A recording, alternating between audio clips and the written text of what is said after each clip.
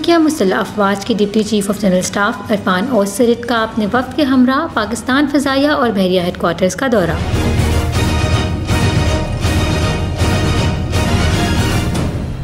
पाक फ़ज़ाइया और बहरिया के सरबराहान से भी मुलाकात। तुर्किया मुसल्लह अफवाज के deputy chief of general staff Irfan Ozsert ने सरबराह पाक फ़ज़ाइया एयर मार्शल ज़हीर अहमद बाबर सदू से मुलाकात की। मुलाकात में दो तरफा बाहमी दिलचस्पी के अमूर, टेक्नोलॉजी के तबादले और मुश्तरका तरबियती प्रोग्राम्स ज़ेर गुफ्तगू रहे। Chief air marshal Zaheer Ahmad Babar Sidhu ने तुर्किया के deputy chief of general staff को मुश्तरका फ़ज़ाई मशक़ें करने की पेशकश की और कहा कि पाक फ़ज़ाइया अपने तुर्क भाइयों के साथ तरबियती मशक़ें करने के लिए हम वक्त तैयार है।